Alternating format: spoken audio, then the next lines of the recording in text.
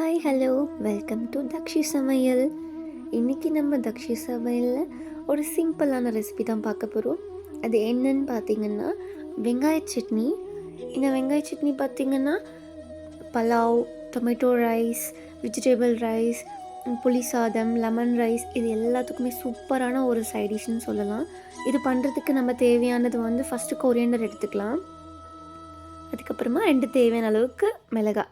உங்களுக்கு வேணும்னா நீங்கள் க்ரீன் சில்லி, ரெட் சில்லி எது வேணாலும் ஆட் பண்ணிக்கலாம். நான் இன்றைக்கி 2 க்ரீன் சில்லி எடுத்திருக்கேன். அதுக்கப்புறமா கொஞ்சமாக கருவேப்பிலை.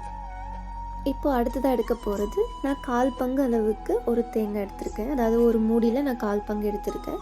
அதையும் ஆட் பண்ணிக்கலாம். அப்புறம் தேவையான அளவு கொஞ்சோண்டு புளி இருந்தால் போதும். அப்புறமா தோல் நீக்கி எடுத்து வச்ச ஒரு 4-5 பல் பூண்டு. அப்புறமா ஒரு 7-8 சின்ன வெங்காயம். பெரிய வெங்காயம் போடலாம், ஆனால் அதை விட சின்ன வெங்காயம் ரொம்ப டேஸ்ட்டாக இருக்கும். அப்புறமா ஒரு 1/4 டீஸ்பூன் அளவுக்கு சீரகம், தேவையான அளவு உப்பு. இது எல்லாத்தையும் நம்மளுக்கு தேவையான அளவுக்கு கொஞ்சம் கொஞ்சமாக தண்ணி விட்டு அரைச்சிட்டு எடுத்துகிட்டு வந்துடலாம். அதை அரைக்கிறதுக்குள்ளே நம்ம தாளிப்புக்கு ரெடி பண்ணிடலாம். இப்போ தாளிக்கிறதுக்கு ஒரு ஸ்பூன் அளவுக்கு நான் எண்ணெய் ஆட் பண்ணியிருக்கேன். அந்த எண்ணெய் நல்லா ஹீட் ஆனதுக்கு அப்புறமா கடுகு சேர்த்துக்கலாம். 1/4 டீஸ்பூன் அளவுக்கு கடுகு சேர்த்துக்கிறேன். அது நல்லா பொரிஞ்சு வர்றதுக்கு அப்புறமா கருவேப்பிலை சேர்த்துக்கிறேன். ஸோ இப்போது நம்ம அரைச்சி வச்சுருக்கிற சட்னியில் நம்ம தாளிப்பை ஆட் பண்ணிக்கலாம். உண்மையிலே சூப்பராக இருக்கும். எல்லா ரைஸுக்குமே சாப்பிட்லாம், ஒயிட் ரைஸ் தவிர.